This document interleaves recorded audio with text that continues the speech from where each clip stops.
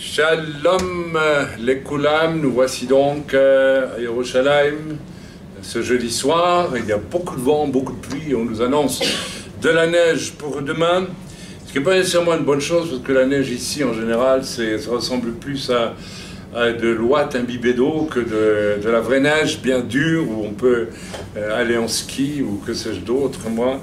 Donc voilà, il fait venteux et beaucoup de pluie ici en Israël et l'avantage c'est que nos sources d'eau se remplissent, nos réserves d'eau, pardon, pas les sources, mais les réserves d'eau, eh bien, se remplissent partout. Bénissons le Seigneur pour sa bonté. Aujourd'hui, nous allons partager quelque chose d'assez court. Alors voilà, il y en a qui seront peut-être très contents pour une fois. Chaim ne va pas parler trop, enfin j'espère, hein, parce que on dit ça et puis après on ne sait pas où on arrive. Voilà, c'est de l'abondance du cœur que la bouche parle, dit-on. Alors, ma foi, que voulez-vous, c'est comme ça. Et nous allons aller dans Apocalypse, au chapitre 15. C'est un chapitre assez court, mais remarquable, parce que nous allons étudier quelque chose. On va étudier, c'est un grand mot. Nous allons plutôt découvrir quelque chose, que les jugements de Dieu vont avec sa gloire. Habituellement, quand on parle de jugement de Dieu, voire de jugement de Dieu, alors on pense toujours au jugement de Dieu sur les autres, hein, ou sur les nations, ou sur tout ce qu'on veut, mais on n'y pense jamais pour nous. Hein. Et il y a quelque chose de très important dans le fait de découvrir que alors quand on pense au jugement de Dieu en général, c'est quelque chose de désagréable, de négatif. On dit, oulala, j'ai pas trop envie de passer par là, hein, j'ai pas envie que Dieu me corrige ou me reprenne. Hein, de même qu'il n'y a pas un enfant qui dit, oh, je me réjouis du jour où mon père va me reprendre ou me corriger. Hein, ça, quoique, on a connu une expérience extraordinaire avec notre cher Isaac, qui petit était, bon, on va pas se vanter, mais on va dire la vérité, il est tellement gentil, et tellement souriant, et tellement aimable, et tellement, il faisait jamais rien, il faisait jamais de bêtises. Il se disputait jamais avec personne, il était toujours le premier à rendre service à tout le monde. En fait, c'était un cœur d'or. Et donc, je ne l'avais jamais repris, ni même, je ne me rappelle pas.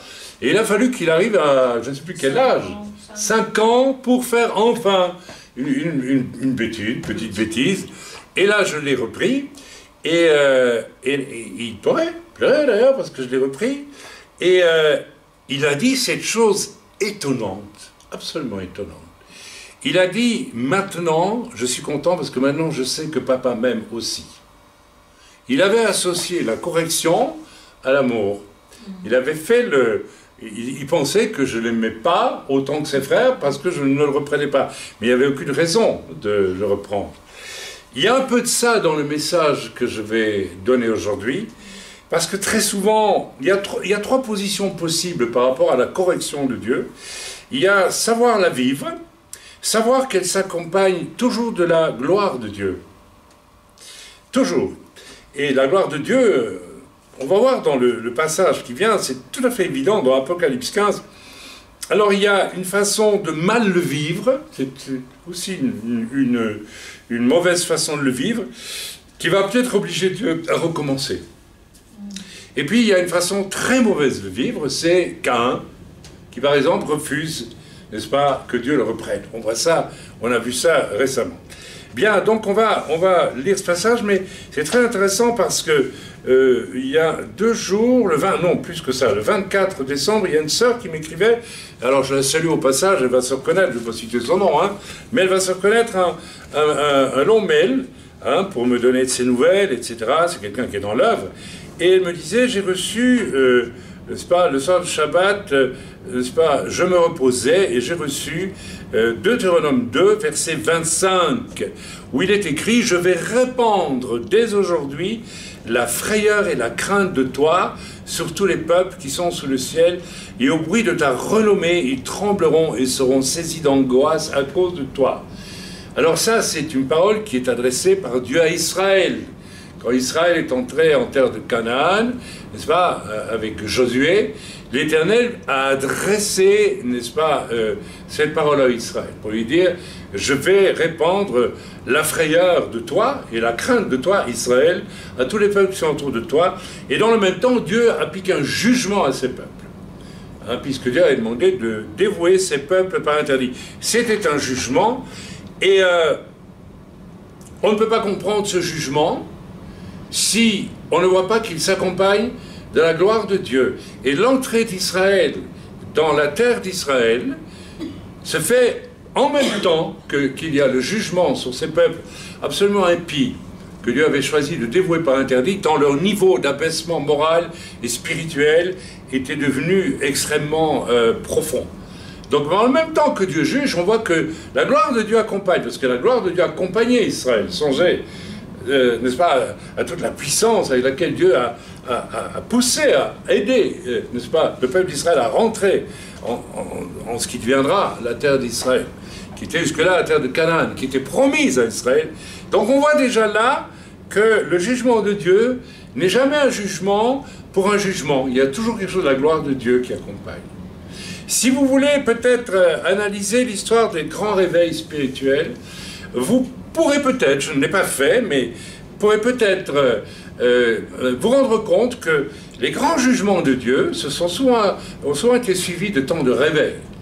Par exemple, la fin de la guerre de 40-45 en France, eh bien, il y a eu un jugement sur l'Allemagne, il y a eu un jugement peut-être aussi sur la France quelque part. Et c'est dans les années 50 qu'a eu lieu un réveil en France. Je pense que c'est l'époque où le fondateur des Assemblées de Dieu, le frère Scott, a débarqué en France, essentiellement, avec cette espèce de mouvement extraordinaire d'implantation d'églises dans toute la France. Donc il y a quelque chose, il y a une espèce de concomitance entre les jugements de Dieu et la gloire de Dieu. Dieu n'est pas ce Dieu qui juge juste pour juger, et puis c'est tout. Il y a toujours jugement, et puis la gloire de Dieu qui va avec quelque part. Et ceci est très important. Alors, la sœur m'écrit, je ne sais pas pourquoi, j'ai reçu ce passage de Deutéronome 2, verset 25. Moi, j'ai pensé immédiatement, eh bien, peut-être, même si ce passage s'applique à Israël, c'est pas pour Israël, c'est une proclamation de Dieu à Israël, il y a bien longtemps, au moment où Josué et les tribus sont entrées, n'est-ce pas, en Israël, eh bien, on peut dire que ça peut s'appliquer aussi, pourquoi pas. Une parole comme celle-là, en tout cas, pourrait s'appliquer à ce qui va se passer bientôt ici en Israël, puisque nous aurons bientôt la fameuse guerre de Gog et Magog, où Dieu va se glorifier, n'est-ce pas, en détruisant les ennemis d'Israël sur les montagnes d'Israël. Donc, voilà, je l'ai cité parce que il y a quelque chose du jugement de Dieu dans tout ça aussi. Et voilà, ce serait intéressant de voir lorsque ce jugement des peuples sur les montagnes d'Israël va avoir lieu, qu'est-ce que cela va, du point de vue de la gloire de Dieu, qu'est-ce qui va accompagner ce jugement? Et pour qui et où? Peut-être verrons-nous des réveils, je ne sais pas, dans des nations qui auront été jugées. Peut-être, nous ne savons pas, je n'ai pas réfléchi vraiment au problème, mais je pense qu'il ne faudrait pas s'en étonner. Alors, nous allons lire maintenant ensemble, d'abord, ce chapitre 15 d'Apocalypse, qui est étonnant, vous savez, c'est très étonnant ce qui est dit là. Une fois qu'on lit un peu plus en profondeur et plus attentivement la parole de Dieu, on est parfois très, très étonné. Alors, c'est pas très long, il y a 8 versets. Alors, lisons ensemble. « Puis je vis dans le ciel un autre signe grand et admirable. » Notez le mot « admirable ». Si je regarde le chapeau que Rivka a sur la tête, je dis, voilà une chose admirable, c'est pas? Vous pouvez sourire, c'est pas interdit. Hein? Non, c'est pas admirable. On va imaginer, vous voyez, quelque chose d'admirable, c'est plus que beau, c'est admirable. On tombe littéralement presque en extase. Il y a des gens, lorsqu'ils vont voir, ce n'est pas mon cas, la Joconde de Vinci au Louvre sont, n'est-ce pas, en extase. Moi, non, mais ça ne se trouve pas ça admirable. C'est assez extraordinaire comme travail de peintre. On ne peut pas le nier. Le sfumato, là, c'est absolument génial. Le dessinateur est extraordinaire, mais de là à dire que c'est admirable, non. Il y a des choses en musique, par exemple, il y a un morceau de musique que j'aime beaucoup, beaucoup en musique classique, qui pour moi est admirable, parce qu'il est au-delà de tout. Je peux livrer mes secrets, hein, c'est l'adagio de la 5e de Mahler, qui est un morceau de musique absolument extraordinaire, et c'est plus que beau pour moi, c'est admirable, voilà. Alors, la parole de Dieu ici nous dit, n'est-ce pas, puis je vis dans le ciel un autre signe grand et admirable. C'est un qualificatif que l'on donne rarement, admirable. Si quelqu'un fait un acte admirable, c'est vraiment quelque chose d'extraordinaire. Amen. On peut dire que le sacrifice de Yeshua à la croix est une chose plus qu'admirable, de toute façon, encore plus qu'admirable, mais on peut déjà le considérer comme tel. Voilà. 7 anges qui tenaient 7 fléaux. Alors les fléaux, il ne s'agit pas de cet engin qu'on utilise pour battre le grain, c'est des fléaux. Quoique, allez, on va les voir dans nos notes, après tout. Moi j'ai plaies aussi. Hein? Des plaies. C'est des plaies. Mais ce sont, oui, enfin, je préférais vérifier quand même, on ne sait jamais. Mais avec des fléaux, on peut battre le grain, ça peut être une image du jugement aussi, ça peut être une image, séparer le grain de la balle, etc., etc. Mais ce sont des plaies. Et c'est pire que des plaies, des fléaux. Vous savez, un fléau, c'est pas une petite, c'est pas un petit rhume. Un fléau, c'est grave. Vous savez, lorsque Attila et ses hordes mongols ont défilé, non pas défilé, ont déferlé sur l'Occident, on appelait, n'est-ce pas, Attila le fléau de Dieu, c'est-à-dire il détruisait tout sur son passage, et il quittait des villes avec des monceaux de crânes, n'est-ce pas, en pyramide, empilés. Oui, c'est vous dire la cruauté de ce personnage. Donc c'était un fléau. Les derniers, alors, 7 anges qui tenaient 7 fléaux, les derniers, car par eux s'accomplit la colère de Dieu. Alors il y a déjà quelque chose d'extraordinaire, il y a le qualificatif d'admirable et les questions de colère de Dieu. Ah, mais c'est extraordinaire. Alors on va continuer la lecture. Et je vis comme une mer de verre mêlée de feu, et ceux qui avaient vaincu la bête, son image et le nombre de son nom, étaient debout sur la mer de verre, ayant des harpes de Dieu. Ils chantaient le cantique de Moïse, le serviteur de Dieu, et le cantique de l'agneau, en disant « Tes œuvres sont grandes et admirables. » Encore une fois, répète ce que Jean dit au début, n'est-ce pas, du chapitre, ici. « Tes œuvres sont grandes et admirables. » Tes jugements sont admirables. Alors qu'un jugement, quand on lit les 7 fléaux après, c'est pas tellement évident, n'est-ce pas? Il est question, par exemple, de grelons qui vont tomber du ciel et qui pèsent l'équivalent de 50 kilos. Imaginez, pour qu'un grelon pèse 50 kilos, il doit être, à mon avis, au moins comme ça. Au moins avoir presque 1 mètre sur 1 mètre de... Voilà, imaginons un cube, hein, bon, je ne sais pas si les grelons auront une forme de cube, mais certainement pas. Mais voilà, donc imaginez une masse de 50 kilos de glace qui vous tombe sur la tête. Je crois, Myriam, qu'on ne parlerait plus de toi, hein, et moi non plus d'ailleurs. Donc imaginez ça, une pluie, voilà un des fléaux qui va s'abattre sur la terre. Nous sommes ici, bien sûr, à quelques encablures avant le retour du Seigneur. Nous sommes, on peut dire, presque à la fin, n'est-ce pas, de la grande tribulation qui va survenir bientôt si on s'en tient à l'évolution de ce qui est prophétique aujourd'hui sur la terre. Voilà. Alors, ils chantèrent donc le cantique de Moïse, le serviteur de Dieu, et le cantique de l'agneau en disant « Tes œuvres sont grandes et admirables, Seigneur ». C'est quand même incroyable de nommer admirables des jugements et des fléaux. Eh bien pourtant oui, parce que la gloire de Dieu accompagne les jugements de Dieu, parce que ce que Dieu fait, Dieu le fait comme un Dieu saint. Donc les jugements de Dieu sont quelque chose d'extraordinaire et de saint, Et nous devons voir si nous pouvons les vivre intérieurement, déjà dès à présent, du point de vue de ceux qui voient l'horreur et qui n'ont pas trop envie de ça, ce qui voudrait peut-être pouvoir dire qu'ils ne sont pas prêts non plus, n'est-ce pas, à vivre ces temps, ou bien qu'ils ne sont pas prêts à voir les jugements de Dieu dans leur propre existence. Parce qu'ils n'ont pas encore compris que lorsque Dieu les corrige, lorsque Dieu nous corrige, ou lorsque Dieu même amène un jugement sévère dans nos vies. Regardez le roi David qui a commis l'adultère et qui a fait envoyer à la mort le mari d'une femme pour prendre cette femme. Écoutez, il a dû payer les conséquences. C'est une forme de jugement sur le méfait de David. Et il l'a payé cher. Il a dû subir les conséquences. Dieu lui a pardonné, mais les conséquences, n'est-ce pas, ont été... Pourquoi est-ce que Dieu nous fait porter les conséquences de nos actes? Eh bien, imaginez que le peuple d'Israël, voyant son roi envoyé à la mort, parce qu'il l'aurait appris d'une façon ou d'une autre, vous savez, on bavarde hein, dans les cours, que ce soit la cour d'Israël ou une autre cour, on finit toujours par tout savoir. Hein. Ce qui est caché sera crié sur les toits, dit l'Écriture. Et imaginez que le roi d'Israël, n'est-ce pas, commette un tel acte, et que, bien sûr, il va se repentir, et puis c'est tout. Pas de conséquences.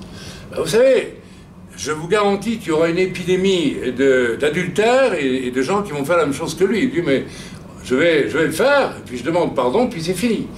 Donc, les conséquences de nos actes sont nécessaires pour ne pas que le niveau moral des autres s'abaisse aussi parfois.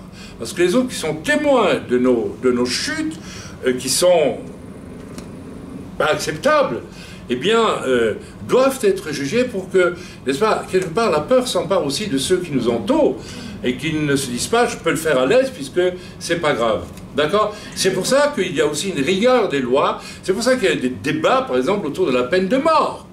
Ceux qui disent que la peine de mort doit être rétablie, c'est parce qu'elle est dissuasive pour empêcher certains de commettre certains crimes, donc des crimes de sang par exemple, et d'autres disent non, au nom d'un certain humanisme, on ne doit pas le faire parce qu'on n'a pas le droit de disposer de la vie d'autrui par exemple.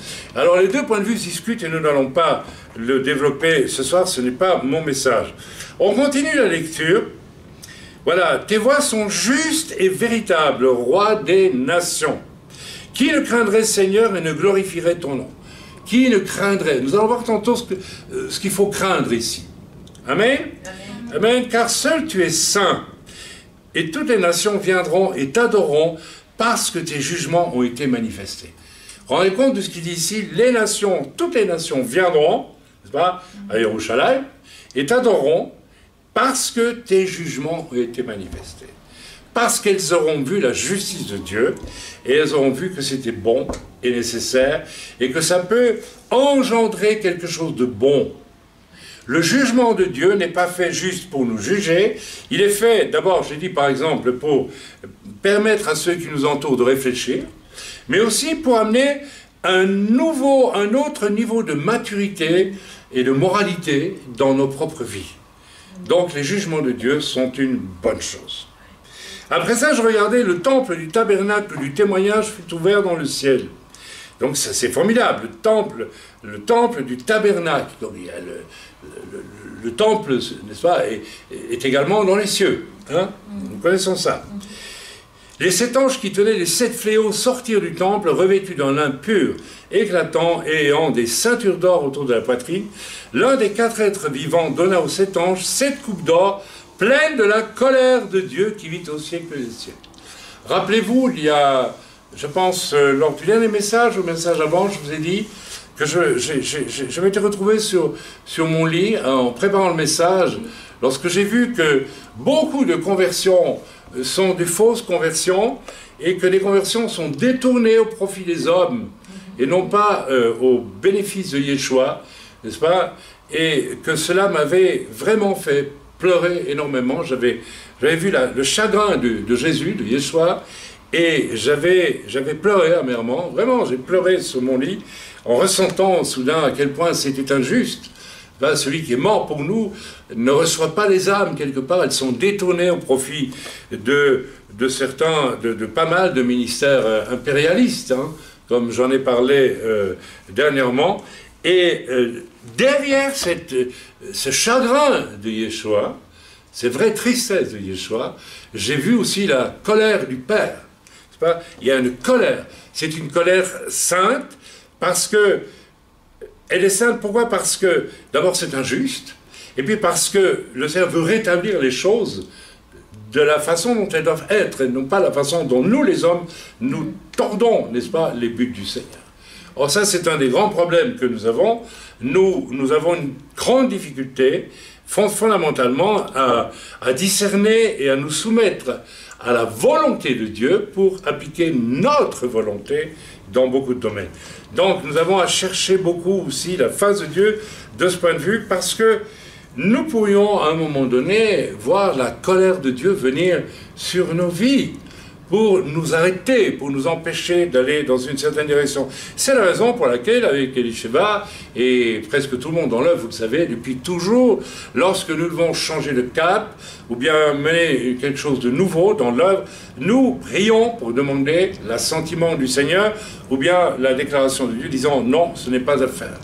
Donc c'est extrêmement important, et ça permet peut-être d'échapper, mais ça permet, pas peut-être, certainement, d'échapper à la colère de Dieu, à la juste, au courroux de Dieu. Amen. Si vous travaillez, je pense que Myriam travaille maintenant dans une pâtisserie, si au lieu d'aller demain matin travailler à sa pâtisserie française, ici, eh bien, elle va travailler chez Stematsky en face à la librairie, parce qu'elle a envie de travailler. Je pense que quand sa patronne, qui est bonne pourtant, m'a-t-on dit, va la voir et qu'elle lui dit de l'autre côté de la rue, dis donc, tu reviendras pas travailler chez moi, c'est moi qui te paye.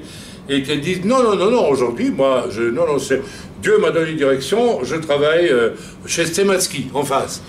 Je crois que sa patronne va se fâcher et va peut-être téléphoner aux parents pour dire écoutez, je la renvoie et je ne suis pas contente du tout à cause d'elle. Voilà, j'avais une commande de 50 baba au rhum et ils n'ont pas été faits.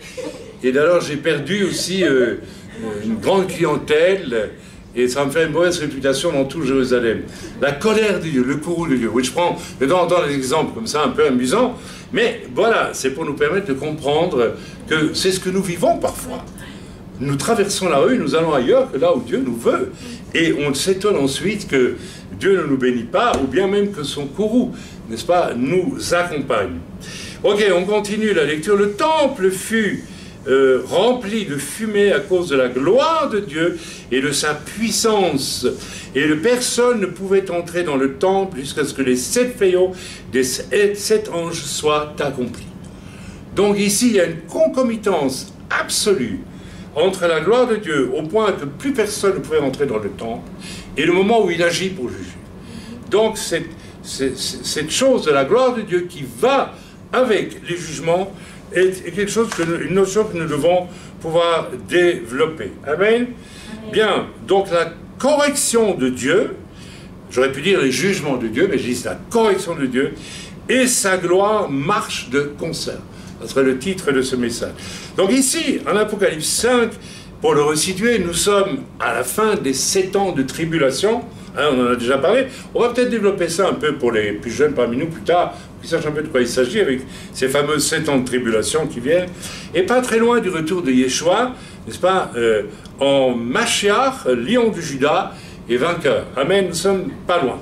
Et ce retour de Yeshua ne peut pas, c'est important de l'intégrer ça quand même, ne peut pas se concevoir sans un profond départ de jugement dont la grande partie se fera avant et pendant le retour du Seigneur. Dieu, dans sa sainteté absolue, ne peut pas revenir, n'est-ce pas, Yeshua ne peut pas revenir, n'est-ce pas, en tolérant, n'est-ce pas, la planète dans l'état où elle sera à ce moment-là.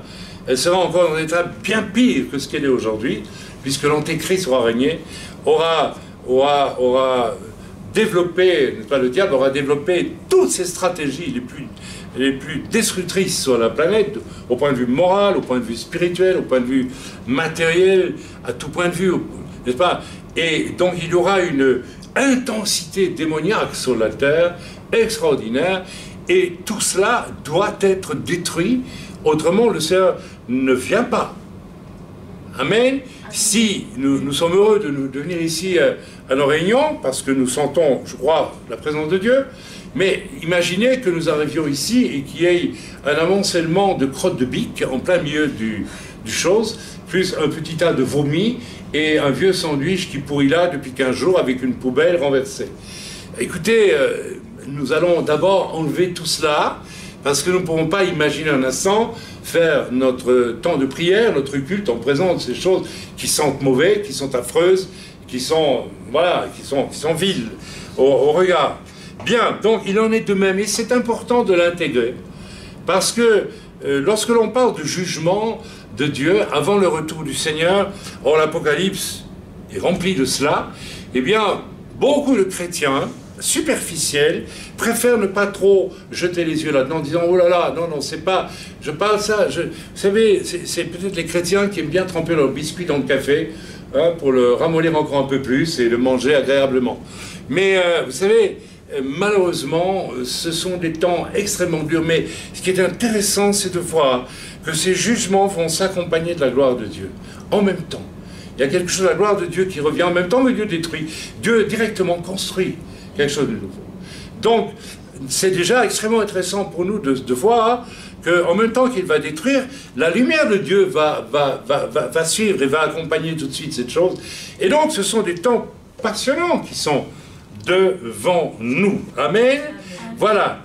Donc, voilà. Qui dit jugement songe évidemment tout de suite à destruction et destruction d'œuvres des ténèbres et donc vision pas très agréable des choses. Et c'est vrai que ça c'est effrayant. Si on lit au premier degré et on se dit mais ça va être effrayant tout ce qui va se passer. Et je pense que beaucoup de chrétiens se voilent la face et préfèrent ne pas trop y penser. C'est une erreur profonde. C'est une erreur profonde, c'est un manque de foi et c'est un manque d'intelligence. Parce que, je le répète, les jugements de Dieu sont toujours suivis de la gloire de Dieu. Dieu ne juge pas juste pour détruire, Dieu juge pour remplacer par autre chose. Donc c'est très important. Et dans nos vies, c'est la même chose. Quand Dieu nous reprend, quand Dieu nous corrige, ce n'est pas du tout parce qu'il veut nous corriger, simplement nous corriger. Vous savez, s'il était question que de nous corriger, Dieu nous laisserait faire toutes nos bêtises, écoutez, à la fin, c'est fini, terminé. Mais il nous visite, il nous corrige, il nous frappe même parfois, parce qu'il veut remplacer ce qui est mauvais en nous par quelque chose de sa gloire et de sa sainteté. Donc nous devons nous réjouir quand Dieu nous corrige. Nous devons nous réjouir littéralement quand Dieu nous corrige. J'ai connu au début de ma conversion des corrections, parce que j'avais besoin de ces corrections, parce que non pas que Dieu, et en même temps je savais que Dieu m'aimait. Dieu me l'avait démontré de façon telle au moment où j'ai accepté le Seigneur, par des visitations si fortes, si puissantes, et reflétant l'amour de Dieu dans ma chambre notamment, que je ne pouvais pas douter de l'amour de Dieu. Et j'ai donc accepté, parfois la pilule était amère à digérer, parce que quand Dieu nous visite et nous corrige, et nous met le nez devant notre péché, comme Pierre, rappelez-vous, je reprends l'exemple de Pierre, hein, qui Dieu va le mettre devant l'état de son cœur réel. Il va dire, mais tu es un lâche, tu es un vantard, tu es un piètre défenseur de ton rabbin, de ton maître, de Yeshua. Amen. De ton Messie. En plus, tu l'as reconnu comme Messie. Et tu es bien piètre. Et Pierre va être corrigé, là. N'est-ce pas? Et c'est pourquoi, ensuite, le Seigneur va 3 fois lui demander, Pierre, m'aimes-tu? Vous voyez, il y a le jugement, et tout de suite après, il y a la bénédiction qui vient. Ça veut dire, en quoi c'est une bénédiction que Yeshua dise à Pierre, Pierre, m'aimes-tu? Ça veut dire, mais je t'ai pardonné, Pierre. De toute façon, moi, je t'aime. Mais maintenant, je veux savoir si tu as appris une leçon, si tu as grandi, si tu as mûri à travers ton échec. Quelqu'un a dit un jour que c'est lorsque nous chutons que nous apprenons à marcher. Et c'est lorsque nous chutons aussi que nous pouvons nous relever pour ne plus chuter. là où nous avons chuté. Donc j'aimerais vous réjouir ce soir et vous dire que, n'est-ce pas, eh bien, le but du Seigneur n'est pas de vous juger, vous détruire pour vous juger, vous détruire, mais prenez garde parce que certains le vivent comme cela et ne le supportent pas, ne l'acceptent pas. Ça a été le cas de Caïn, on voit bien Caïn. Dieu a amené un jugement, au fond. Là, comment il a amené un jugement, Caïn, dans la vie de Caïn, le Seigneur, vous vous rappelez? Qu'est-ce qu'il a fait, le Seigneur? Enfin, il a refusé l'offrande de Caïn. C'est un jugement. Je juge que ton offrande ne me plaît pas. Elle ne me convient pas. Et ensuite, qu'est-ce que Caïn a fait? Est-ce qu'il a compris que la gloire de Dieu pouvait accompagner ce jugement pour lui apprendre quelque chose? Non, pas du tout. Il a tué son frère, et ensuite il a refusé la sollicitude de l'Éternel à son égard, parce que Dieu aurait pu lui dire simplement, t'as tué ton frère, c'est fini, je te cause plus, c'est fini pour toi. Non, il revient vers lui, et lui demande, qu'as-tu fait de ton frère, etc. Hein? En fait, le but, c'est qu'il avoue sa faute, et que, n'est-ce pas, là aussi, Dieu le juge, mais que Dieu lui accorde aussi sa bénédiction pour... Évidemment, Dieu va le faire, malgré lui, malgré qu'il refuse la sollicitude de Dieu, parce qu'il ne la comprend pas, il n'a rien compris, Caïn. Eh bien, c'est pourquoi il incarne un principe extrêmement dangereux. Je reviens toujours dessus, hein. Il est le fils de sa mère, rappelez-vous, hein. Il est acquisition. Hein. Il ne s'appartient pas en réalité. Mais Dieu va quand même lui accorder quelque chose, puisqu'il va le marquer au front, afin que celui qui touche Caïn, eh bien, il soit touché à son tour sévèrement.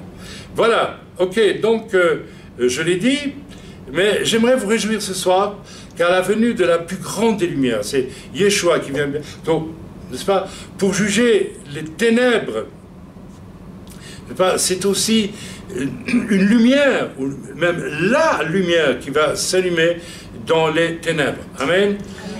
D'ailleurs, en général, c'est très intéressant de voir, si vous allez sur les sites, ou bien si vous regardez les illustrations concernant les temps de la fin, c'est toujours effrayant. Vous avez remarqué? C'est toujours, c'est sombre, on voit des choses terribles, et c'est vrai qu'elles existent, ces choses. Mais il n'y a jamais mixé à ça quelque chose de la gloire de Dieu. On devrait, lorsqu'on représente les jugements de l'Apocalypse, de toutes sortes de façons, sur les sites internet, dans les illustrations, que sais-je, ou bien peut-être certains peintres, n'est-ce pas, qui font ça, eh bien, on devrait mixer ça à quelque chose de la gloire et de la sainteté de Dieu. Parce que ça va de pair. C'est jamais les jugements tout seuls, et puis Dieu c'est toujours là, et c'est un grand signe d'espoir. Dès lors, quand on a déjà compris ça, on est terriblement encouragé pour aller vers les temps qui viennent. N'est-ce pas? Et si on a compris ça à un niveau individuel aussi, on est terriblement encouragé lorsque Dieu nous reprend. Hein?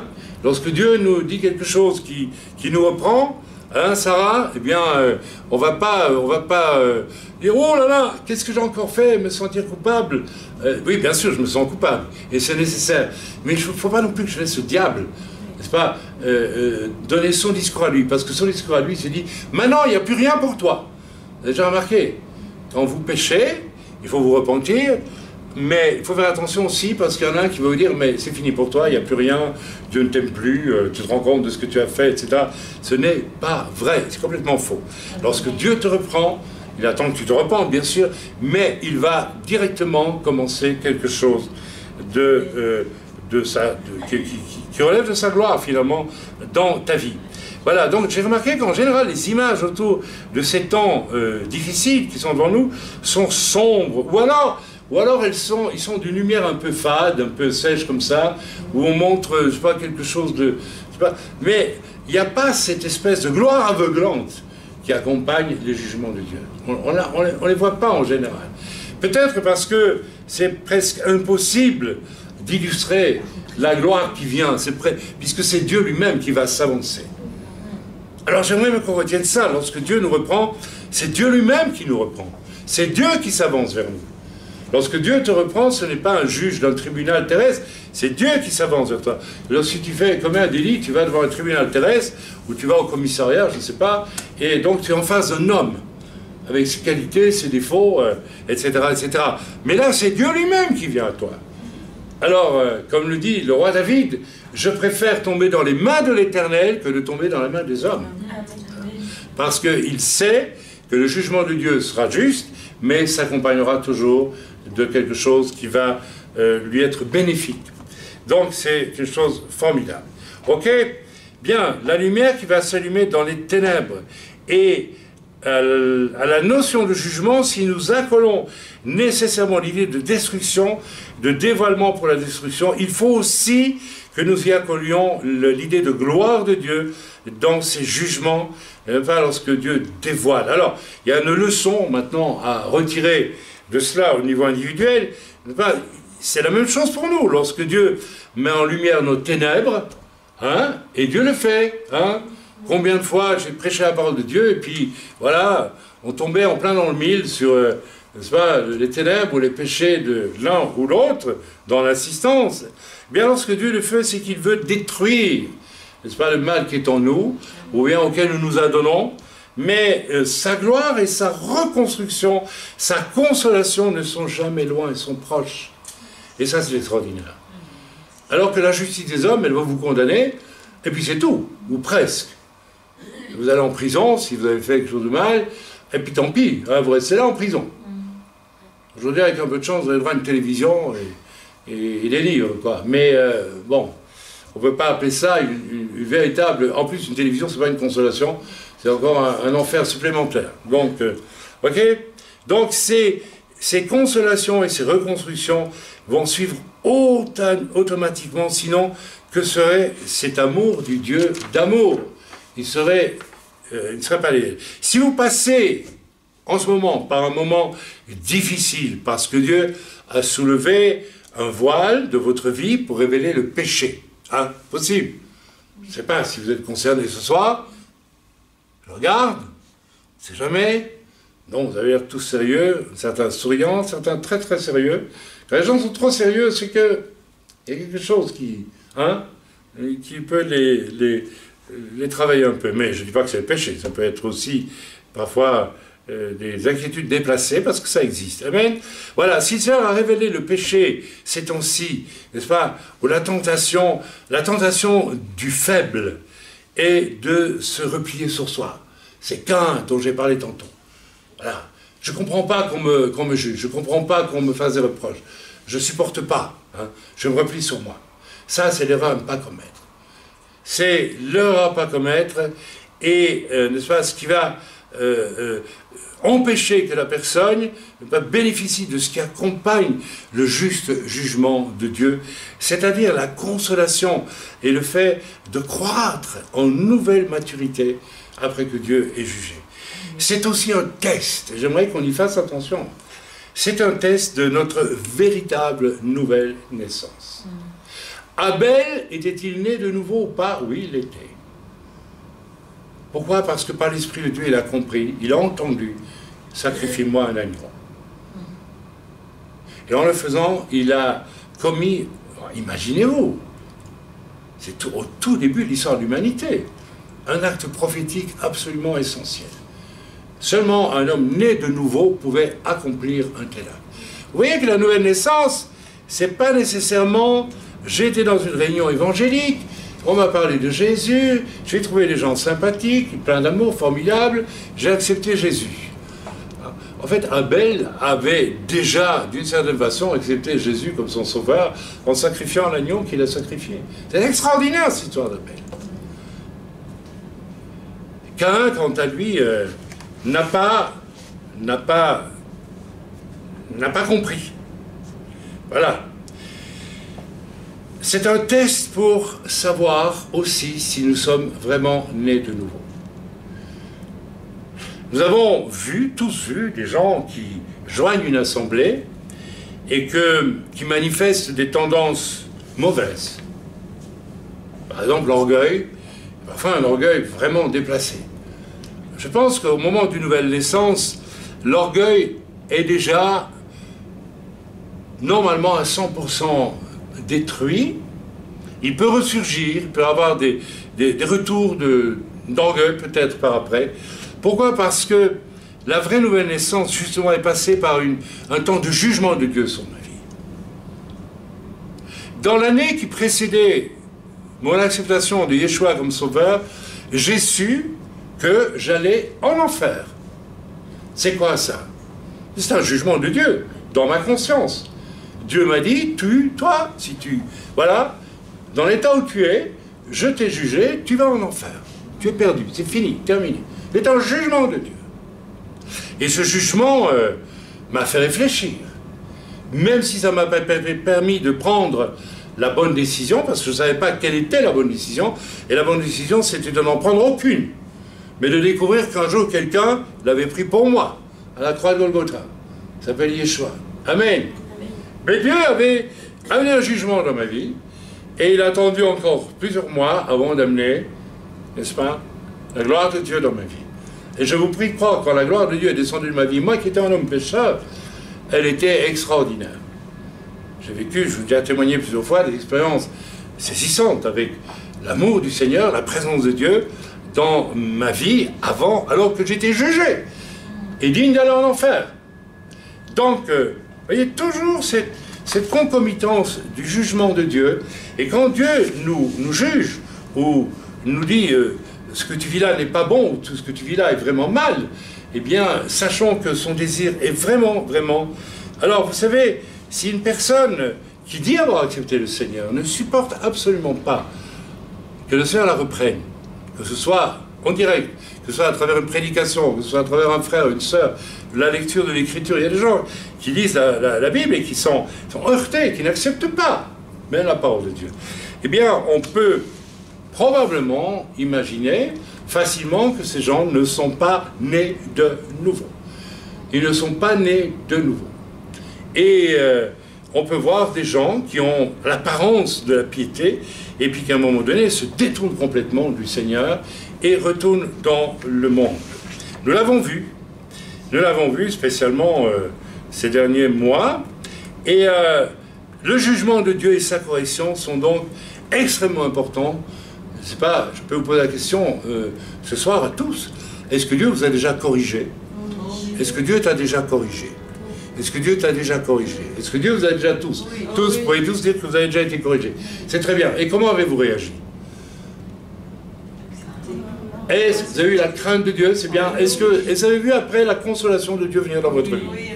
Par une parole ou quelque chose d'autre? Vous savez, quelquefois, c'est très étonnant. Vous savez, quand on est avec les croyants, soudain, le Seigneur me dit, tiens, aie beaucoup d'affection pour telle personne. Moi, je demande pourquoi. Mais tout simplement parce que la personne a peut-être été un peu jugée par Dieu, peut-être reprise par Dieu, et puis il lui faut un signe de la part du Seigneur que Dieu l'aime, que Dieu veut la bénir. Amen. Soyez sensibles à ça aussi. De la même façon que, je dis tout à fait en passant, j'ai été extrêmement interpellé et béni à l'idée de prier vraiment pour nos ennemis, pour ceux qui nous ont fait du tort et du mal. Aujourd'hui, j'ai passé mon temps à faire une liste des gens qui m'ont fait du tort et du mal dans ma vie, et à les bénir et à prier pour eux. C'est tellement merveilleux. Vous savez que c'est très intéressant de le faire. Il y a beaucoup de bonheur à le faire. Parce qu'on découvre qu'on n'a certainement pas de haine, et certainement pas... Mais vous savez, il y a un problème qui concerne pas mal de monde, ça. Hein? Comment on fait pour pardonner? Alors, et puis en plus, prier pour nos ennemis, pour ceux qui nous persécutent, ceux qui nous font du tort maintenant, là, pour le moment, vous savez. Alors, eh bien, c'est merveilleux parce qu'on peut y arriver. Ok. En conséquence, si je suis vraiment attaché de Dieu, quelle que soit la douleur, la honte venant avec le jugement, n'est-ce pas, je vais persévérer et je vais recevoir la grâce de Dieu. Je vais recevoir la grâce de Dieu. Mais, on peut se poser la question ici, qu'est-ce que c'est que la grâce de Dieu dans ce cas-ci? Parce que la grâce de Dieu, tout le monde parle de grâce. Les catholiques disent assez facilement, j'ai reçu une grâce. On ne sait pas trop ce que ça veut dire, mais voilà. Mais dans ce cas-ci, ici, je vais mettre un peu la grâce pour tout. Hein. Voilà. Mais, passons. Je donne un exemple pour savoir ce que c'est que la grâce. Vous vous blessez avec un couteau, clac. Ou bien votre voisin joue avec son canif et crac, il vous blesse. Oui, ça fait mal. Où est la grâce là-dedans? Il n'y en a pas. Ça correspond un peu au stade de Dieu me blesse, Dieu me juge, Dieu me dit quelque chose qui fait bobo, qui fait mal. Aïe! Le Seigneur me reprend, il me dit, espèce d'hypocrite, ou espèce d'égoïste, ou espèce d'orgueilleux, hein? D'accord? Hein, comme tu l'as dit si souvent, hein, tu es un peu fâché parce que tu vois tant de chrétiens qui reçoivent tellement, mais qui ne donnent jamais rien en retour. Et il faut laisser Dieu donner un coup de canif dans leur, je ne sais pas moi, dans quelle partie de leur corps, pas trop méchamment, hein, mais pour qu'un jour ils se rendent compte qu'ils sont égoïstes peut-être. Ou peut-être qu'ils ne le sont pas. Peut-être que Dieu, je ne sais pas. Bref. Blessure, le sang coule, j'ai mal. Est-ce que la grâce est là à ce moment-là? Ah non, on a mal. Ah. Donc, elle est encore loin, la grâce. Alors, nous avons une ancienne infirmière parmi nous, elle vient, surtout elle, parce qu'elle aime bien, n'est-ce pas, faire du bien aux autres, et elle vient, je la vois d'ici, hein, avec le mercurochrome et la ouate, mais est-ce que tu veux que... Et elle me mettra un peu de machin qui pique, n'est-ce pas, sur la blessure. Alors, ça fait mal, ça pique, ça brûle. Est-ce qu'il y a la grâce, là? Ah non, pas encore. Ce sont les effets du jugement de Dieu. Ah là là, ça fait mal. Et les autres, et on pleure, et on se repent. Et puis, évidemment, un chrétien maladroit à côté de nous prend dans ses bras. Mais non, c'est pas grave. Alors que si, c'est grave. Ça, c'est du mercurochrome. C'est pas encore la grâce de Dieu. Il faut laisser, n'est-ce pas, le jugement de Dieu faire son œuvre dans les cœurs. C'est important. Il n'y a pas de jugement de Dieu dans les cœurs, il n'y a pas de repentance, il n'y a rien. Vous pouvez priver les gens de la grâce de Dieu en leur donnant votre grâce à vous. De quel droit vous absolvez les gens? De quel droit? Moi j'ai vu des tas de chrétiens faire ça. C'est un peu le problème des sœurs en général. Elles n'aiment pas voir quelqu'un pleurer. Alors on va tout autour, allez c'est pas grave, pleure plus, on t'aime. Mais attends, tu es en train de dire à Dieu, écoute, arrête quoi. Amen. Amen. Attention à ça en passant. On continue, vous voyez, c'est un bon exemple. La grâce n'est toujours pas là. Alors la blessure stationne. Et vous savez ce qui se passe dans les... Généralement quand on se coupe après un jour de... ça chauffe. Hein. Ça chauffe. Alors, et ça fait mal, quoi. Parfois ça fait très mal même. Hein. Alors, est-ce qu'il y a la grâce là encore? Non. C'est le moment où ça devient le plus brûlant. Hein. Quand le péché que Dieu a dénoncé, ou bien le jugement qu'il a apporté, il est dur. C'est quand David va perdre, n'est-ce pas, son enfant. C'est là que ça chauffe le plus. Rappelez dans l'histoire de David avec Bathsheba. Il va perdre l'enfant. Il va se rouler devant Dieu, il va supplier Dieu, et puis Dieu va lui dire, le prophète, je crois que c'est Nathan, qui va lui dire, bon, tu arrêtes de pleurer maintenant. Tu arrêtes de pleurer. Ça brûle, mon cher, ça fait mal, mais c'est le point ultime du jugement de Dieu. Parce qu'à partir de là, tu vas vraiment comprendre quelque chose. Et rappelle, il fallait que ça soit ainsi, parce que le prophète l'a certainement fait connaître autour de lui, hein, ou bien il y avait peut-être des gens qui étaient là. Il y avait la cour du roi David qui était présente à ce moment-là. Et donc tout Israël a su eh bien, que la blessure du roi David avait chauffé très fort ce jour-là. Et tout Israël est rentré dans la crainte de Dieu, se disant, si Dieu punit aussi sévèrement notre roi, qui est quand même David, pas n'importe qui, hein, c'est un prophète, David, c'est un homme inspiré par le Seigneur, c'est un homme particulier. Eh bien, nous devons, nous aussi, prendre vraiment garde. Amen. Donc on n'est pas encore au stade de la grâce. Alors quand se forme la croûte de sang, vous savez, la croûte dans la blessure sèche. Bon, c'est pas joli une croûte en général. C'est du sang séché, c'est pas tellement... Hein? Est-ce qu'on veut dire que la grâce est là? C'est pas encore la grâce. Mais alors elle viendra quand cette grâce? Ça, c'est l'étape ultime de transition entre sa chauffe et la grâce. Vous savez, je ne sais pas si vous avez déjà fait l'expérience, mais moi j'ai été malade il y a des années et j'ai dû prendre le lit et c'était pas bien. Ça chauffait, hein. J'avais de la fièvre, je sais pas quoi. Ou bien c'est quand j'avais eu cette terrible fièvre qui m'avait soigné une nuit entière. Je faisais presque 40 de fièvre, je délirais. Et le lendemain, je me suis retrouvé dans mon lit, bien soigné par ma chère épouse.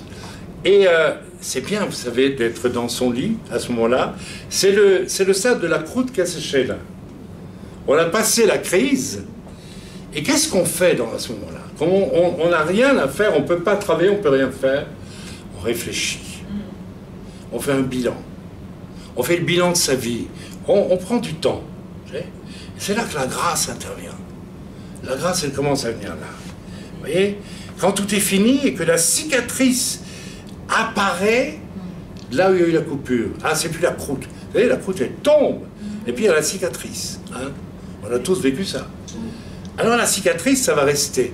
Ça va rester même pas mal de temps. Mais il n'y a plus de blessure, ça fait plus mal, il n'y a plus le souvenir du sang qui a coulé et qui est sec, il n'y a plus qu'une cicatrice. Eh bien la grâce, c'est là. Il y a le souvenir du jugement de Dieu, mais il y a une nouvelle peau qui est venue. Et j'ai changé. Mon corps a changé. C'est une image de ce qui m'arrive quand Dieu juge. Il faut passer par tous ces stades-là, il faut en louper aucun. Il faut laisser Dieu agir, n'est-ce pas? Jusqu'au stade de la croûte, et puis quand la croûte tombe, on a, n'est-ce pas, Je trouve que c'est un bon exemple pour expliquer comment la grâce de Dieu. Alors après, pendant des années, on va regarder notre cicatrice, on va passer dessus, on va se souvenir aussi. Tiens, Dieu m'a fait grâce, parce qu'il y a quelque chose qui a changé. Alors, si cette blessure correspond par exemple à, mettons que vous êtes un menteur, vous avez menti, et puis Dieu n'aime pas ça, bien sûr Dieu n'aime pas ça, Dieu n'aime pas les menteurs. Eh bien voilà, Dieu va vous juger, ou Dieu va peut-être vous révéler, ou son esprit va brûler en vous, va vous dire mais tu dois te repentir. Et je me rappelle d'un aumônier de prison, n'est-ce pas, qui un jour est venu me trouver, m'a dit je suis tourmenté parce que pour la première fois de ma vie j'ai menti. J'ai menti, j'ai été pris en voiture, j'ai fait quelque chose que je ne devais pas faire en voiture, la police m'a arrêté et j'ai paniqué, j'ai menti. Il était tourmenté, cet homme. Je dis, mais Dieu te pardonne. Dieu te pardonne. Mais regardez, il a dû le dire à quelqu'un pour être dégagé. C'était humiliant, c'était difficile. Bien sûr, je ne l'ai jamais répété à personne, puisqu'il a demandé pardon. Mais c'était terriblement humiliant. Vous voyez, il est passé par le stade de la coupure, de la cicatrice, du mercurochrome qui fait mal, de la croûte et tout, et maintenant il doit s'en souvenir encore, de temps en temps. Et il y a quelque chose qui est entré en lui. J'ai appris, comme Pierre, que je pouvais être faible, je ne serai plus jamais. Maintenant, je suis préparé, si demain je dois affronter une situation, et je ne mentirai plus. Amen? Ok? Il en est de même avec le jugement de Dieu dans ma vie, donc je l'ai dit, et c'est ce qui est clair dès le numéro 1 de ce chapitre. Alors, commençons à lire le chapitre, relisons le chapitre 1. Oui, je vous ai dit que ce serait court, hein? Ce ne sera pas trop long, mais relisons quand même. Puis je vis dans le ciel un autre signe grand et admirable, 7 anges qui tenaient 7 fléaux, donc 7 fléaux, on a vu tantôt ce que ça veut dire les fléaux, les derniers, car par eux s'accomplit la colère de Dieu. Les plus grands fléaux que l'humanité va connaître avant le retour du Seigneur, les plus terribles, qui vont accomplir la colère de Dieu. Et, n'est-ce pas, Jean, l'apôtre Jean, Yohanan, qui a cette vision, n'est-ce pas, va l'appeler grande et admirable, extraordinaire. Donc, je ne sais pas du tout, voilà, ainsi, il y a 7 fléaux, il y a la colère de Dieu, et Jean dit, c'est une chose grande et admirable. Alors, il y a là quelque chose quand même de... Je ne sais pas ce que Jean aura vraiment vu dans le signe admirable. Et ça ne nous est pas dit ici. Il décrit un tout petit peu, mais il est probable qu'il a vu quelque chose de... Il a vu la plénitude de cette vision. Sa manifestation, puisqu'il va la décrire ensuite, n'est-ce pas? Et ça, nous ne le savons pas, mais lui l'a su. Mais ce qui est certain, c'est que la justice de Dieu est spéciale car elle est sainte. Et c'est pourquoi elle est admirable. Parce qu'elle va détruire et construire toujours. Voilà. Verset 2, lisons maintenant le verset 2. Et je vis comme une mer de verre mêlée de feu, et ceux qui avaient vaincu la bête, son image et le nombre de son nom étaient debout sur la mer de verre, ayant des harpes de Dieu. Amen. Alors ceci est intéressant, n'est-ce pas, que la justice de Dieu est sainte, et elle se manifeste ici, c'est intéressant aussi, après que les vainqueurs, n'est-ce pas, soient sur la mer de verre. Alors qui sont ces vainqueurs? C'est pas mal de monde. Amen. Ils ont vaincu, nous dit l'écriture, la bête, c'est l'antéchrist, hein, qui est nommé ici. Alors, quel challenge! La Bible ne dit pas ici que Dieu a vaincu pour eux l'antéchrist, il dit qu'ils ont vaincu l'antéchrist. Ils ont vaincu la bête. Ça veut dire aussi que pour eux, c'est fait. Ils sont arrivés au terme de leur cheminement, ils ont vaincu. Et Dieu a fini de les juger et de les faire grandir, de les sanctifier. Ils se sont sanctifiés et ils ont vaincu l'antéchrist. Quel challenge, mes amis. Amen. Et c'est pourquoi nous devons nous empresser de vérifier, si nous sommes nés de nouveau, est-ce que nous acceptons les jugements de Dieu sur notre vie? Est-ce que nous les acceptons jusqu'au bout, de manière à ce que Dieu bouleverse ce qui doit être bouleversé en nous et nous transforme? Comment voulez-vous que Dieu nous remplisse du Saint-Esprit si nous ne sommes pas bouleversés par le jugement de Dieu d'abord? C'est une chose absolument essentielle. Il n'y a pas de plénitude du Saint-Esprit sans ce bouleversement, n'est-ce pas, du jugement de Dieu dans notre vie.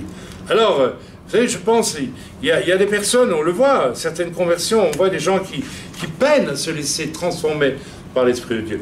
On se rend bien compte en les observant de l'extérieur qu'il y a quelque chose qui dérape à gauche et à droite, qu'il y a des choses qui sont approximatives, qui ne sont pas parfaites. Alors, vous allez me dire, mais quand est-ce qu'on voit que quelqu'un est parfait? Je ne sais pas si on peut le voir en le quantifiant, mais on peut le ressentir. On peut ressentir une perfection, la perfection de Christ qui est là, présente dans la vie de quelqu'un. C'est parfois très étonnant. Vous savez, vous avez des gens de toutes sortes sur la terre et c'est là que c'est extraordinaire parce que on ne peut user d'aucun critère humain, ni d'intelligence, ni de valeur, ni de réputation, ni de rang social, etc., pour estimer que telle personne va être parfaite et telle autre bancale ou boiteuse. En tout cas, on sent quelquefois une marche bancale chez certains chrétiens parce que peut-être les jugements de Dieu n'ont pas pu s'abattre. Et généralement, la fierté a beaucoup à voir là-dedans. L'orgueil a beaucoup à voir là-dedans. Et je vous mets en garde là-dessus parce que ça me vient à l'esprit maintenant. Je pense à certaines personnes que je connais et qui ont une fierté excessive. Vous savez, certaines personnes ont des problèmes récurrents, des problèmes pratiques, voire peut-être des problèmes financiers. Et ils se demandent pourquoi ça revient tout le temps. Eh bien, c'est un jugement de Dieu, mais pas sur tes finances nécessairement. Peut-être sur ton orgueil et ta fierté, parce que tu as peur, peut-être de devoir dire aux autres, j'ai un problème, j'ai une difficulté. Et peut-être vous pourriez m'aider, s'il vous plaît. Il y a des gens qui ne savent jamais recevoir. C'est de l'orgueil. Mes amis, si vous ne savez pas recevoir parce que vous êtes orgueilleux, vous êtes fiers, et c'est le cas de certaines personnes, eh bien, Dieu va vous maintenir dans le même problème, ou le même type de problème, jusqu'à ce que vous craquiez et que vous compreniez. C'est le jugement de Dieu. Et Dieu voudrait, si tu abandonnes ta fierté, peut-être que tu ne trouves pas de travail, ou peut-être que tel problème revient sans arrêt dans ta vie, eh bien Dieu te bénirait de façon extraordinaire si tu laissais Dieu toucher la raison dans ta vie, la raison qui fait que tu ne trouves pas de travail, ou que tel problème revient sans arrêt. Il y a des gens qui ont toujours le même genre de problème et qui reviennent tout le temps. Vous avez remarqué ça? C'est assez étonnant. Là, le chrétien libéré est un chrétien que Dieu bénit.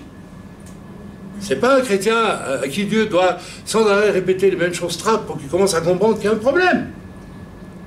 Donc, si tu vois que quelque chose se répète constamment dans ta vie, et que tu n'arrives pas à t'en sortir, eh bien, sois intelligent.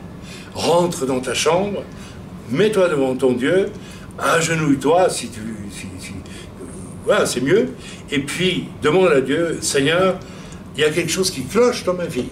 Montre-moi ce qui cloche, s'il te plaît, afin que j'accepte que tu le dégages, que tu l'ôtes de mon cœur et de ma vie. Et je vous garantis que Dieu répond tout de suite. Évidemment, si vous êtes fier et que vous ne voulez pas que Dieu vous dise la vérité, vous mettez une barrière devant Dieu aussi. Il y a des gens qui vont jusque-là. Ils ne veulent absolument pas que Dieu leur montre là. Ils veulent absolument être maîtres de leur destin. Vous savez, on rencontre des chrétiens comme ça. Ils sont fiers, ils sont orgueilleux, ils veulent être maîtres de leur destin. Alors ils vous jouent une espèce de comédie de façade. Vous savez, il faut se méfier des religieux hypocrites, parce que ce sont des gens très orgueilleux. On en rencontre dans le milieu des gens qui sont tout le temps en train de se surveiller pour ne pas être pris en défaut. Parce qu'en réalité, il y a des tas de trucs qui ne vont pas dans leur vie. Ils ne veulent surtout pas que ça se voit. Je dis que le véritable homme ou la véritable femme née de nouveau, au contraire, il n'a pas peur d'être exposé dans ses manquements. Il n'en a pas peur. Il a même envie d'être exposé dans ses manquements parce qu'il veut que Dieu le fasse progresser. Amen. Alors voilà, j'aimerais que nous puissions réfléchir à ça. Alors, quels sont ceux qui ont vaincu la bête? Eh bien, n'est-ce pas, ceux qui ont vaincu l'Antéchrist. Eh bien, ceux qui seront enlevés, quel que soit ce moment d'enlèvement, par exemple, ce sont les vierges sages, n'est-ce pas, qui ont de l'huile. On en a parlé ce matin. On en a parlé tantôt avant le début de la réunion. Comment avoir de l'huile? Levez-vous à 5 heures tous les matins, commencez par mettre plein d'huile dans votre lampe pour commencer la journée, et vous aurez de l'huile. Et si vous ne le faites pas, et que la journée se passe, et vous allez mettre, n'est-ce pas, à consommer de l'huile, de l'activisme, ou que sais-je d'autre, toute la journée, vous n'avez pas d'huile. Et vous arrivez le soir, vous voulez prier, mais vous êtes fatigué, etc., vous ne priez pas, voire vous allumez votre TV, ce que vous ne devriez jamais faire, et puis, n'est-ce pas, vous allez dormir, et finalement, vous n'avez pas d'huile. Et je pense que beaucoup de chrétiens négligent ce fait d'avoir de l'huile dans leur lampe. Et j'insiste là-dessus, le fait, avant l'aube, de se lever, quand rien ne bouge autour de vous, et de commencer la journée avec celui qui mérite que l'on commence la journée, eh bien, cela va vous donner de l'huile. Si vous voulez le secret d'avoir de l'huile et d'être enlevé, quand le Seigneur va enlever l'Église, d'être une vierge sage, eh bien, faites ce que je vous dis. Levez-vous le matin, prenez un temps de prière avec votre Dieu, d'abord et avant tout. D'autres qui ont vaincu la bête, l'Antéchrist, les 144 000, 12 000 de chaque tribu, qui ne sont jamais souillés avec les femmes et qui suivent impeccablement Yeshua là où il les mène. Selon le verset 1 à 5 du chapitre 14 de l'Apocalypse. Je vous laisse lire. Ceux qui n'auront pas pris la marque de la bête aussi. N'est-ce pas? Chapitre 14, verset 9 de l'Apocalypse. Voilà, c'est vaincu, n'est-ce pas, l'image de l'Antichrist, n'est-ce pas, excusez-moi, voilà, ceux qui auront vaincu l'Antichrist et qui n'auront pas pris, n'est-ce pas, qui n'auront pas adoré l'image de la bête, de l'Antéchrist, puisque nous savons tous que, n'est-ce pas, l'Antéchrist va vouloir se faire adorer à travers une image rendue mobile par les moyens de la technologie actuelle. C'est tout à fait facile. On peut appeler ça un hologramme ou quelque chose comme ça, hein, mais extrêmement développé. Et le nombre de son nom, n'est-ce pas, qui est 666, le fameux 666, qui sera associé à la marque de la bête, rappelez-vous, sans laquelle personne ne pourra, à un moment donné, n'est-ce pas, acheter ou vendre. Ok? Voilà. Peut-on aussi vaincre ce qu'il y a? Alors, je me suis permis d'oser quelque chose. Ce qu'il y a peut-être d'antéchrist en nous. Je crois que oui. L'antéchrist, ce sera un personnage, n'est-ce pas, qui va réaliser le plan du diable. Le diable, qu'est-ce qui le qualifie dès le début? C'est sa rébellion contre Dieu. À partir du moment où, par orgueil, je refuse à Dieu le droit de me juger, je suis déjà un antéchrist. Je suis déjà un antéchrist. Je suis un petit antéchrist. La Bible dit qu'il n'y aura pas un seul antéchrist, mais qu'il y a, déjà le temps de Paul, Paul disait il y a des antéchrists. On va dire, mais ça ne me concerne pas. Si, ça peut concerner n'importe quel humain. Je suis déjà antéchrist quand je refuse à Dieu le droit de me juger. Vous savez, il y a deux types d'enfants devant la correction. Il y a l'enfant qui fond en larmes tout de suite et qui reconnaît ses fautes. Papa, pardonne-moi. Et il y a l'enfant qui fait semblant de rien. Qui ne veut pas reconnaître sa faute. Ça existe. C'est un rebelle. Il a un esprit d'antichrist en lui. C'est quoi antichrist? C'est celui qui a expié toutes nos fautes, donc qui a le droit de nous dire quelles sont nos fautes, pour nous en défaire, lorsqu'elles persistent en nous, lorsque les tendances persistent en nous. Donc, voilà, verset 3, n'est-ce pas, nous lisons ensemble. et nous approchons de la fin. Il chantait le cantique de Moshe, de Moïse, le serviteur de Dieu, et le cantique de l'agneau en disant « Tes œuvres sont grandes et admirables ». Tiens, il répète, il a dit au début « Tes œuvres sont grandes ». Il chantait, ce sont deux cantiques de libération. Le cantique de Moïse, c'est le cantique qu'Israël a entonné en sortant d'Égypte. Reconnaissance à Dieu qui a envoyé Moïse pour les délivrer. C'est un cantique de libération, de délivrance. Et le cantique de l'agneau, eh bien, c'est le cantique de celui qui nous a délivrés. Et tous ceux qui sont sur la mer de Ber, qui est le lieu où il y a le trône de Dieu, dans le ciel, eh bien, chantent ces deux cantiques, et en même temps, ils disent au Seigneur, pendant qu'ils chantent ces cantiques, ça c'est quand même extraordinaire, « Tes œuvres sont grandes et admirables ». Et d'ailleurs, ce cantique de délivrance, bien sûr, il induit et il implique que nous allons chanter à Dieu « Tes œuvres sont grandes et admirables ». Amen. Amen. Donc ceci est tout à fait remarquable. Pour moi, en tout cas, c'est pas... Voilà. Tes voies sont justes et véritables, et ils le diront, car ils le verront.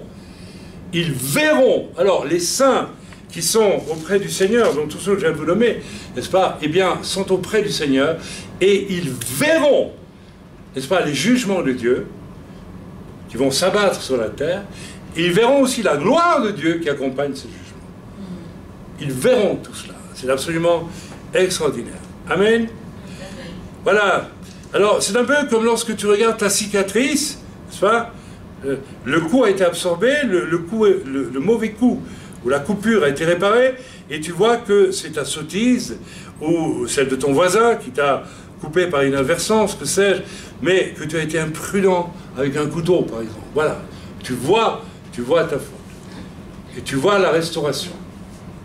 Je prends un tout petit exemple très humain, très charnel, mais ça nous fait bien comprendre que nous voyons à la fois le jugement et en même temps la restauration. C'est certain que le roi David a dû connaître, malgré les conséquences de son péché, un moment de restauration extrêmement profond, n'est-ce pas, où Dieu lui a montré qu'au-delà de cette faiblesse de son cœur qui avait été jugée, c'est pas n'importe quoi quand même, eh bien, Dieu lui a révélé un niveau moral qu'il ne connaissait pas et auquel il a eu accès à travers ce jugement de Dieu. Il en est de même pour nous. Combien il est grand de se trouver du point de vue de ceux qui voient que les voies de Dieu sont justes et véritables. Et ce n'est hélas pas le cas de tous, mes amis. Mes amis, je l'ai dit tantôt, certaines personnes ne supportent pas le jugement de Dieu. Elles ne peuvent pas être du côté de ceux qui voient les jugements de Dieu et la restauration, la gloire de Dieu qui accompagne, n'est-ce pas, les jugements de Dieu. Car après les jugements sur la terre, quand la terre est déblayée, n'est-ce pas, de tout ce qui aurait dû être déblayé, et je vous assure qu'il va y en avoir des choses qui doivent être déblayées, Yeshua installe un millénium de paix et d'amour et de force. Et le début de ce millénium sera irradié d'une puissance inouïe, faite à la fois de jugement où des millions d'hommes seront morts, mais où vient alors ensuite un Dieu de consolation et de plus que consolation. Vient avec toute la gloire du ciel pour établir sur la terre un royaume très particulier. J'appellerais ça peut-être le royaume de la cicatrice. C'est pas mal ça, le royaume de la cicatrice. Et je crois que il y aura une telle force dans ces jugements accompagnés de la gloire de Dieu. Imaginez le Seigneur qui revient avec tous les saints qui sont au ciel avec lui. Imaginez ce Dieu de la bouche duquel sort une langue de feu qui va éteindre et détruire, tuer des gens qui s'opposeront à sa venue, parce qu'il est connu à travers l'Écriture que les armées du monde seront ici à Jérusalem, et quand elles verront venir le Seigneur dans sa gloire, elles vont vouloir se tourner parce qu'elles seront complètement dans les mains de puissances démoniaques et de Satan contre lui pour l'empêcher de revenir. Vous vous rendez compte des hommes qui vont essayer d'empêcher Dieu de revenir? C'est inouï. Il va y avoir là une confrontation de puissances inouïes, incroyable, et une destruction du mal d'une façon profonde, suivi de quelque chose de merveilleux qui va suivre. Alors, les hommes qui rentreront dans le millénium garderont longtemps la mémoire. Et avant de... C'est pour ça que l'Écriture nous dit, celui qui péchera à 100 ans mourra. Il mourra. Sera jugé. Ça sera quasiment impossible. Le diable sera enfermé aussi. Mais on pourrait dire, mais si Dieu a enfermé le diable, ça serait bien. Mais vous savez, la nature humaine a besoin de jugement pour grandir. Parce que nous ne sommes pas si bons que ça. Nous sommes mauvais, nous dit l'Écriture. Et si Dieu se contentait d'enfermer le diable, je suis persuadé qu'il aurait beaucoup de fil à retordre avec les humains sur la terre pendant le millénium. Il faut que ça soit précédé d'un jugement extrêmement puissant, accompagné de la gloire de Dieu. Donc, nous retenons ça dans cet enseignement. Sois attentif aux voix de Dieu qui te sauve, te bénit, oui, certes, mais encore plus aux voix de Dieu qui te frappe quand il le faut. Encore plus à cela.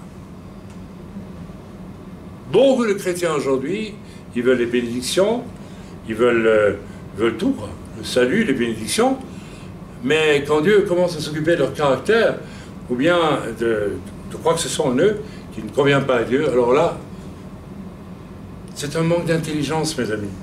Lisons le verset 4. Qui ne craindrait, Seigneur, et ne glorifierait ton nom, car seul tu es saint, et toutes les nations viendront et t'adoreront, parce que tes jugements ont été manifestés. Les nations vont t'adorer, les peuples qui auront été jugés vont venir pour adorer le Seigneur qui les a jugés. Extraordinaire, ça. Logiquement, si quelqu'un nous met une claque, spontanément, on ne vient pas lui dire merci. Et là, les nations comprendront que la sainteté et la gloire de Dieu va avec ses jugements. Et ils comprendront de quoi ils ont été libérés. Et ils viendront adorer celui qui les a libérés. Amen. C'est intéressant quand même comme point de vue. Amen.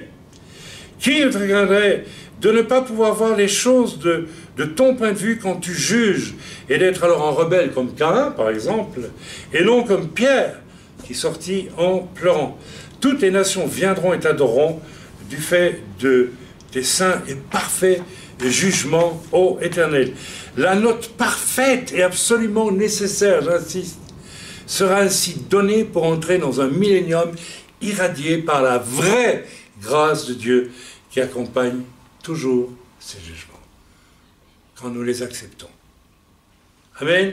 Et nous avancerons dans ce millénium avec les yeux parfois tournés vers nos cicatrices, marque de sa grâce.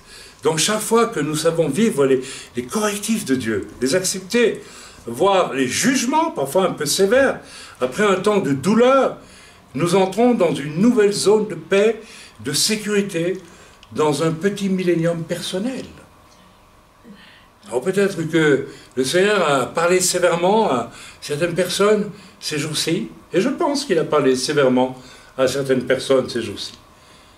Très sévèrement même. Le jugement de Dieu qui a pu s'abattre dans ta vie, peut-être une chose cachée qui est venue à la lumière, soudain, et tu es confondu. Parfois, des gens vivent des années en cachant quelque chose.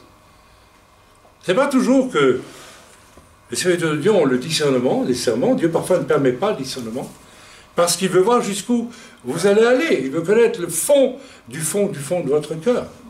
Et si tu as été dévoilé récemment dans quoi que ce soit dans ta vie ces temps-ci, si c'est dur à vivre, si c'est dur à supporter, si tu passes par le jugement de Dieu, eh bien, accepte les 4 ou 5 étapes de la coupure, du mercurochrome, de sa chauffe, de la croûte qui sèche, et puis de la cicatrice, qui est à l'image, n'est-ce pas, de la bénédiction de Dieu. Et puis tu peux y ajouter même la pommade cicatrisante de Rivka, que tu mets sur ta blessure, si tu veux, pour la rendre encore plus agréable.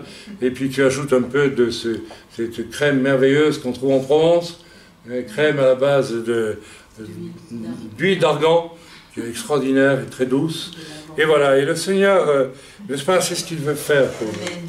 Il veut nous rendre doux aussi, et ça doit passer par ces étapes du jugement. Comment est-ce que l'on fait pour attendrir un steak quand il est trop épais et trop dur?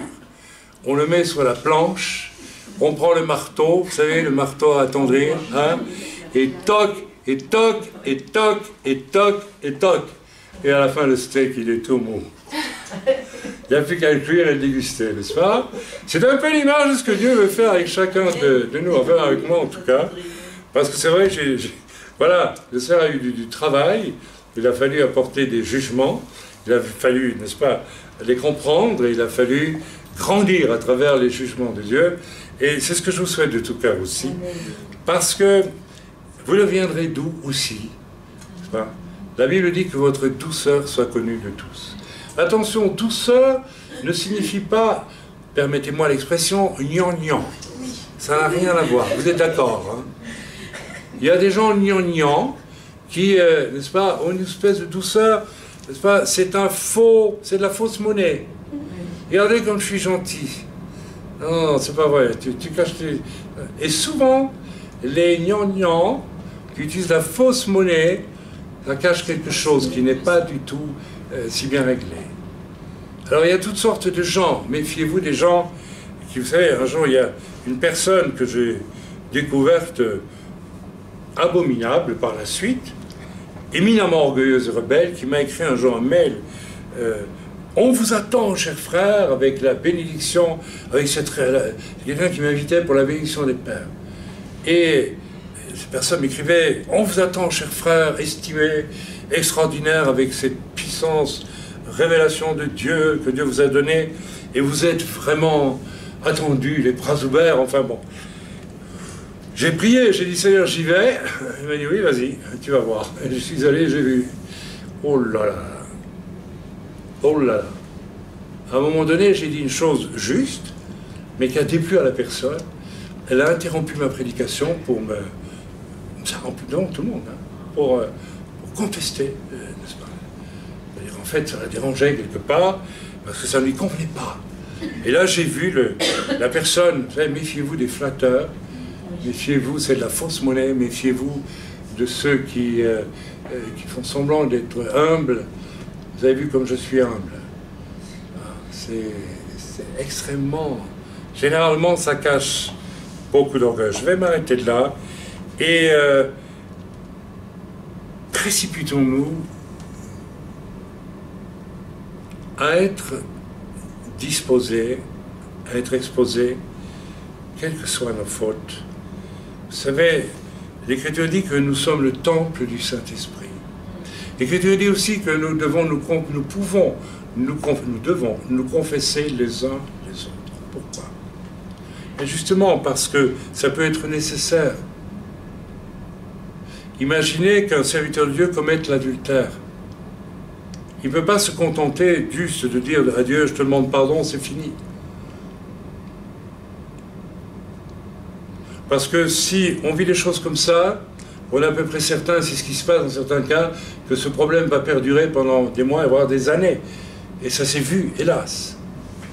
Il est important d'aller trouver quelqu'un, et pas de valeur et de confiance pour lui confesser la faute et demander à Dieu de pardonner. Amen. Nous n'ayons pas peur d'être exposés. Mettons notre fierté de côté. Je voudrais m'adresser ici à une personne en particulier qui est tout le temps dans mon esprit depuis que je prêche ce message. Tu as, mon frère, une grande fierté en toi. Une fierté héritée de tes pères. Tes pères étaient pauvres et tu as une fierté, une blessure d'orgueil du fait de cette pauvreté qui vient de tes ancêtres. Et tu ne supportes pas l'idée d'être dans la difficulté. Or, tu passes régulièrement et sans arrêt dans la difficulté. Il faut que tu laisses Dieu juger en toi cette fierté, cet orgueil. Autrement, cette précarité dans laquelle tu vis, elle va se perpétuer encore et encore et encore. Et en réalité, c'est toi qui la perpétues, parce que tu veux la cacher. Par orgueil, tu veux faire croire que ça n'existe pas dans ta vie, et ça n'existait pas dans la vie de tes ancêtres. Eh bien, non, cela existe dans ta vie, parce que c'est maintenu par ta fierté. attention à la fierté, attention à l'orgueil. Laisse Dieu juger cet orgueil dans ta vie. Laisse-le. Parce que si tu t'abats devant Dieu, tu reconnais ton orgueil, et que tu es capable de, lorsque ça ne va pas financièrement, de dire aux frères, ça ne va pas dans ma vie. Il faut m'aider, prier pour moi, mais peut-être que tu le dis rapidement et puis on passe à autre chose. Il ne faut pas trop en parler. La fierté reprend le dessus. Et bien là, il faut vraiment quelque chose, quand le jugement de Dieu s'abat sur ta fierté, sur ton orgueil.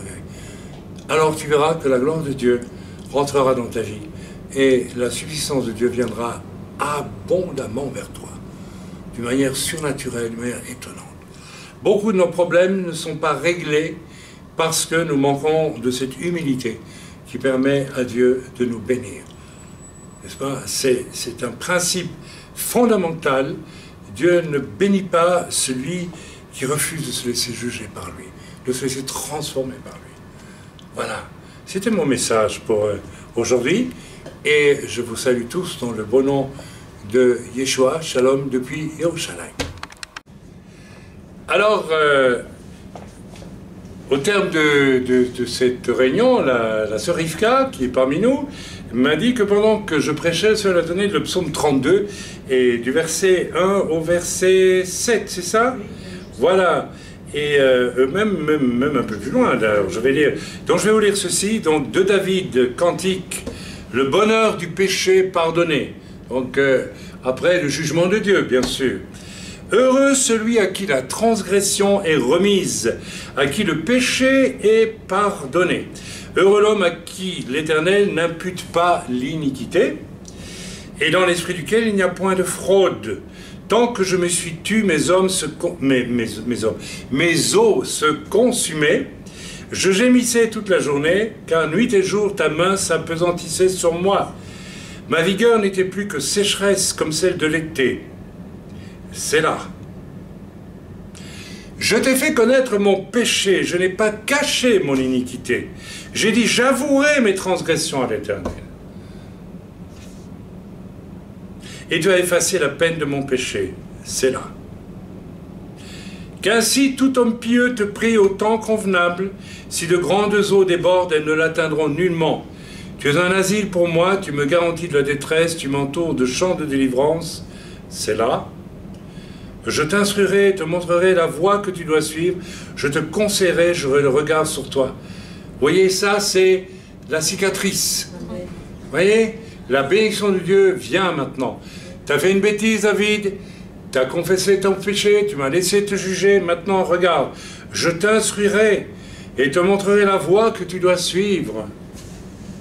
Je te conseillerai, j'aurai le regard sur toi. Attendez, c'est pas n'importe quoi. Ne soyez pas comme un cheval ou un mulet sans intelligence. On les bride avec un frein et un mors dont on les part, afin qu'ils ne s'approchent point de toi.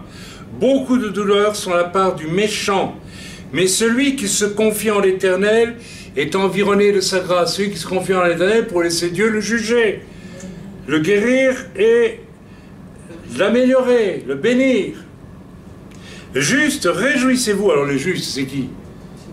C'est ceux qui sont laissés juger par Dieu, c'est ceux qui sont sauvés, certes, mais ceux qui sont jugés par Dieu, honnêtement, et que Dieu peut améliorer.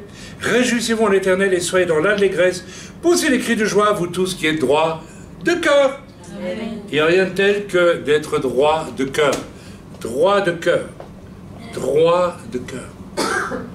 Est-ce que je peux dire, franchement, vous savez, c'est quelque chose que... Est-ce que je peux vraiment me regarder dans le miroir, ou même pas me regarder dans le miroir, mais vous regardez celui qui est en face de moi et dire, je sais, je me sens droit de cœur. Je suis droit de cœur. Je laisse Dieu juger ce qu'il doit juger dans ma vie, et j'avance comme le roi David avec cette humilité, et le conseil de Dieu m'accompagne. Vous voyez, même ici, on voit, je suis sûr que si on prend toute la parole de Dieu, on va voir que les jugements de Dieu sont toujours accompagnés de la gloire de Dieu, et de la bénédiction de Dieu. Amen. Dieu nous aime, mes amis, c'est une chose merveilleuse, mais il ne faut pas bloquer l'amour du Seigneur. beaucoup de chrétiens bloquent l'amour du Seigneur dans leur vie. Beaucoup d'hommes bloquent aussi. Une des raisons pour lesquelles les gens ne veulent pas, parce que ce n'est pas qu'ils ne puissent pas venir au salut en Yeshua. Ils ne veulent pas. Parce qu'ils ne veulent pas au fond que Dieu se mêle de leurs petites affaires privées. Parce que les petites affaires privées, à part vous peut-être, tout le monde en a dans sa vie. Ou tout le monde en a eu. Et personne n'en est fier. Alors il y a des gens qui font tout pour essayer de donner le change. Hein? Regardez quel homme extraordinaire je suis. J'ai des gros biceps, ou bien j'ai une grosse tête. Vous savez, je suis encore hier, par hasard, un entretien avec un philosophe bien connu, et il dit des choses intelligentes, figurez-vous. Mais à un moment donné, on a un malaise, parce qu'on sent que ceux qui sont en face de lui, qui ne pensent pas comme lui, l'irritent, et qui les considèrent comme des idiots, vous voyez? Et soudain, tout le personnage s'effondre. Tout le personnage s'effondre.